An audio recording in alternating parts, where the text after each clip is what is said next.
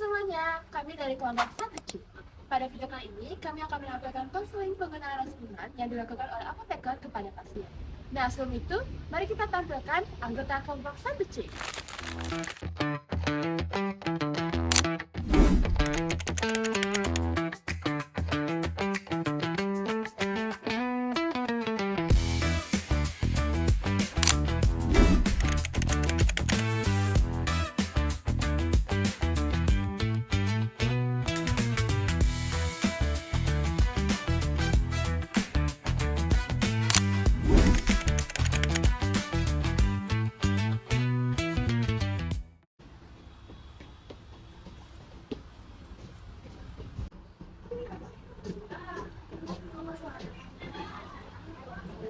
Ini ada rasa kayu.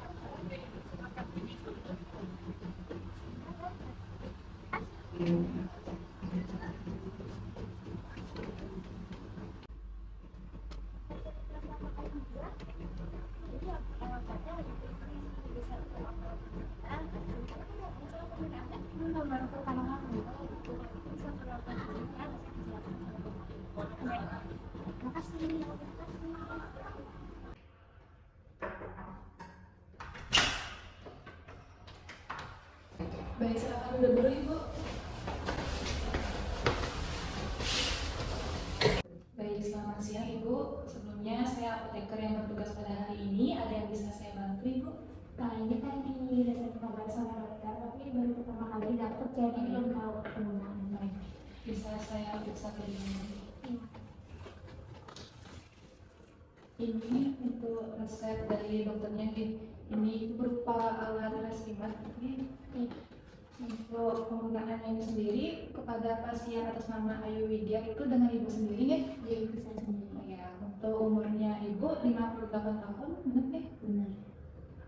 Baik, ini karena pertama penggunaan obat dari resimat ini, nanti saya akan menjelaskan lebih detail terkait cara penggunaannya nih.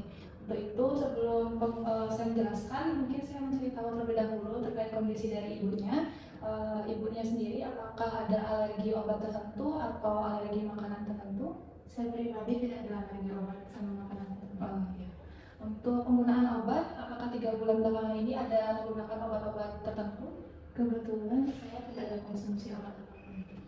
Tidak ada, berarti tidak ada interaksi obat dengan obat yang ada di alat resimat ini sendiri. Nah, sebelum saya menjelaskan lebih lanjut terkait cara penggunaannya, saya mau jelasin yang umum dulu terkait alat resimat ini sendiri.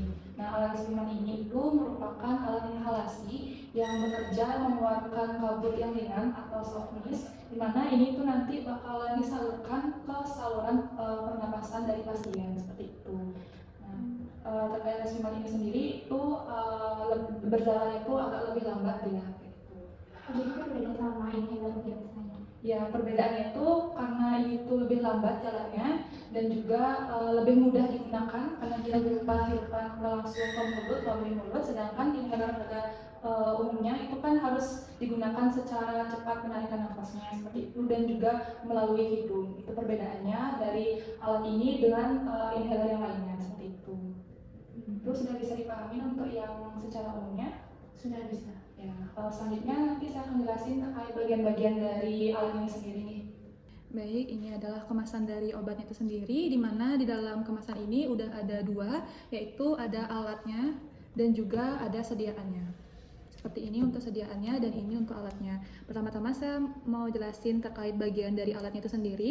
Dari bawah, yang bagian ini itu adalah tutup yang berwarna bening untuk peletakan dari sediaannya ini. Nah, kemudian di bagian tengah-tengah ini itu terdapat tombol, di mana tombolnya itu tuh berfungsi untuk memudahkan membuka dari tutupnya ini. Nah, di bagian tengah-tengah ini, yang bagian transparan, itu fungsinya nanti bakalan diputar agar sediaannya itu bisa menyalurkan ke bagian atas. Selanjutnya, ini yang di bagian lingkaran, setengah lingkaran berwarna biru ini adalah tombol untuk pelepasan dosisnya. Dan yang terakhir, yang tutup berwarna biru di atas ini, itu adalah mouthpiece, di mana ini nanti dibuka dan diposisikan mulutnya di sini, dan kabutnya itu juga bakalan keluar melalui bagian ini. Seperti itu untuk alatnya. Kemudian untuk sediaannya sendiri, bisa dilihat dari bagian yang paling bawah, ini ada tanda angka, di mana tanda angka ini itu merupakan jumlah dari dosis yang tersedia dalam sediaan. Nah, ini misalkan ini ada angka 60, berarti di dalam sediaan ini tuh terdapat dosisnya itu 60 mg. Nah, nantinya jika sediaannya itu sudah habis, itu akan muncul angka 0 dan juga ada tanda berwarna merah yang menandakan dosisnya itu sudah habis. Kemudian yang bagian ini, yang bagian paling atas itu yang paling lingkaran kecil ini adalah nantinya yang akan menghubungkan untuk sediaan dan juga alatnya. Apa ada langkah khusus ya sebelum pakai obatnya? Karena kan ini pertama kali pakai juga.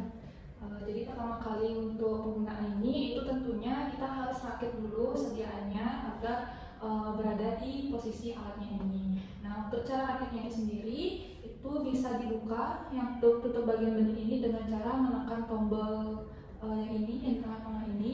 Ketika sudah ditekan bisa langsung aja dicopot untuk tutupnya ini.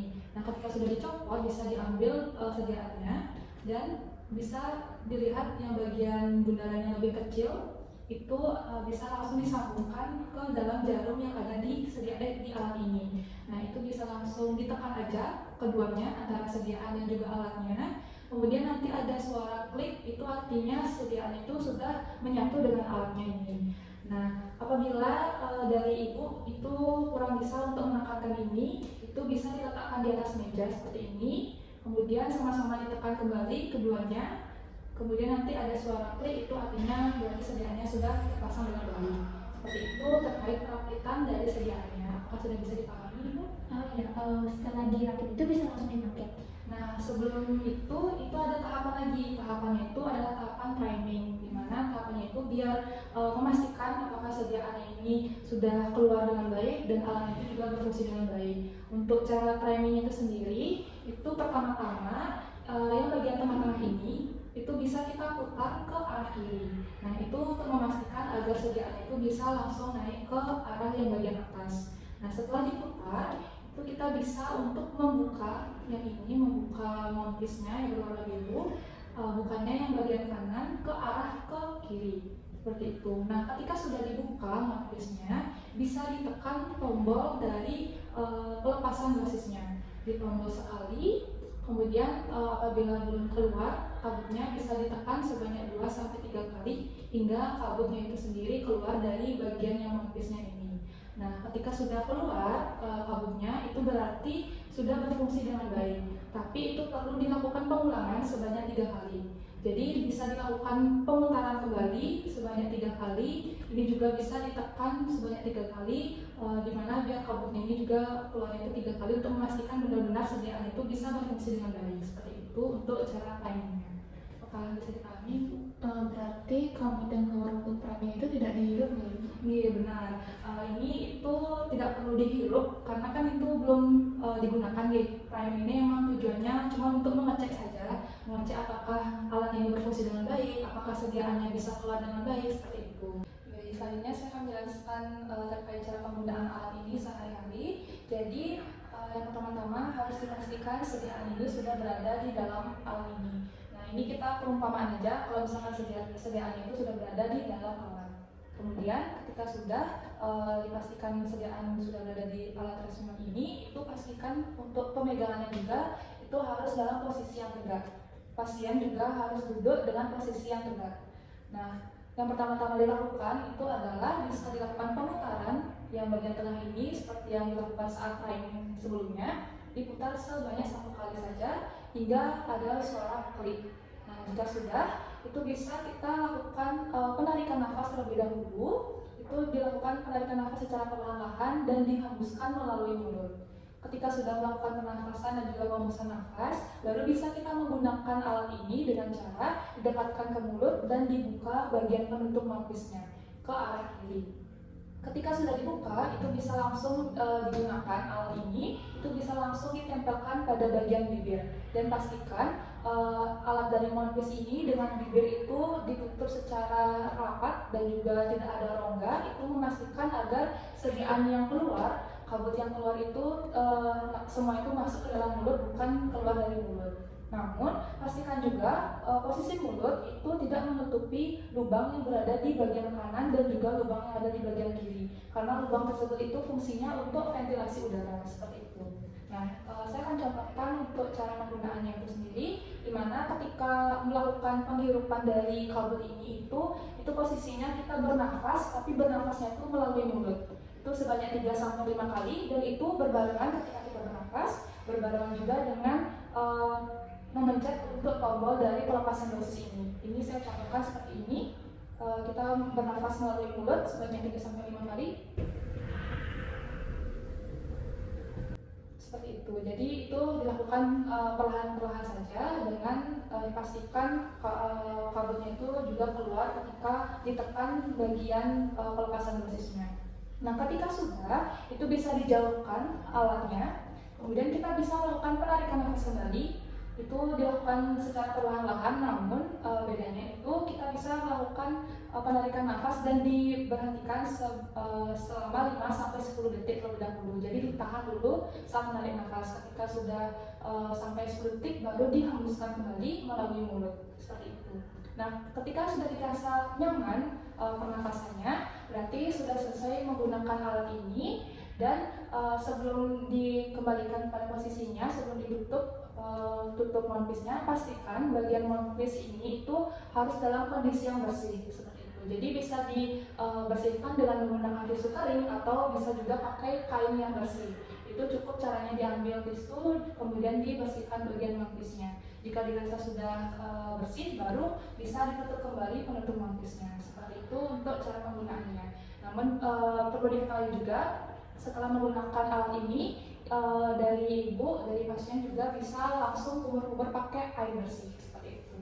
Itu untuk cara penggunaan dari alatnya. Apakah dari ibu sudah bisa pahami, dari pendamping juga bisa pahami? Tadi menahan nafas itu untuk apa nih? Oh ya, untuk di terakhir itu kan ada menahan nafas yang 5-10 detik itu ya. Itu fungsinya agar sediaan itu benar-benar efektif masuk ke dalam saluran pernafasan, agar pengendapan dari kabelnya itu juga bisa benar-benar masuk ke dalam saluran pernafasan seperti itu. Jadi sediaan ini tuh benar-benar menghasilkan efek terapinya seperti itu. Apakah obat ini disimpan di lemari es juga nih, seperti obat-obat yang biasanya dipakai? Untuk itu nggak perlu ya ibu ya. Untuk penyimpanannya itu cukup di tempat yang bersih dan tempat yang kering. Kemudian pastikan juga agar alat dan sediaannya itu terhindar dari panas yang berlebihan. Jadi jangan ditaruh di luar ruangan. Kemudian selain cara penyimpanannya, bisa ada beberapa hal yang perlu diperhatikan terkait dosisnya. Bisa dipastikan dosisnya itu masih tersisa atau tidak. Seperti yang sudah saya jelaskan sebelumnya, bisa dicek secara berkala di bagian angka sediaan untuk mengetahui sisa obat yang masih tersedia. Apabila nantinya ada tanda berwarna merah, itu artinya sudah tidak ada obat di dalam sediaan tersebut. Baik, sebelum obat saya serahkan, saya ingin memastikan bahwa penjelasan yang saya berikan sudah dipahami dengan baik. Untuk itu, silakan ibu mencoba memperhatikan kembali cara penggunaan alat ini menggunakan alat Respimat ini. Baik, jadi sebelumnya alat ini sudah terpasangkan dengan obatnya. Kemudian yang pertama-tama itu badan kita harus tegak dan posisi alatnya juga harus tegak. Setelah itu, bagian tengah dari alat ini diputar ke kiri sebanyak 1 kali sampai terdengar bunyi klik. Kemudian dijauhkan dari posisi kita dan kita menarik nafas dan mengeluarkan nafas dengan perlahan. Setelah itu, kita buka bagian tutup mouthpiece-nya ke arah kiri. Kemudian diposisikan di mulut kita dan dipastikan untuk menutup semua bagian mouthpiece-nya. Kemudian kita menarik nafas melalui mulut sambil menekan tombol pelepas dosisnya. Setelah itu, setelah semua terhirup, kita menahan nafas selama kurang lebih 5-10 detik. Dan sebelum kita selesai memakai obatnya, kita bersihkan bagian mouthpiece-nya dengan tisu atau lap bersih, kemudian disimpan dengan baik. Baik, tepat sekali ya Ibu, langkah-langkahnya Ibu lakukan itu sudah benar. Namun tambahan dari saya, ingat untuk berkumur setelah menggunakan alat ini ya Ibu. Nah, kemudian jangan lupa juga untuk memastikan ventilasi udara itu tidak tertutup pada mulut saat penggunaan, dan diusahakan menarik nafas itu secara perlahan saja agar obat itu dapat masuk secara optimal. Ini saya masukkan kembali ke dalam kemasannya. Ini juga sediaannya juga saya masukkan kembali ke kemasannya. Ini bisa digunakan di rumah. Saya kembalikan ke ibu. Itu aja penjelasan dari saya. Baik, terima kasih atas penjelasannya Ibu. Sudah banyak sekali hasilnya. Ya, terima kasih kembali ya Ibu. Semoga lekas sembuh ya Ibu. Terima kasih ya. Sekian dari kami, terima kasih sudah menonton video kami. Mohon maaf apabila ada kesalahan dalam penyampaian video. Terima kasih.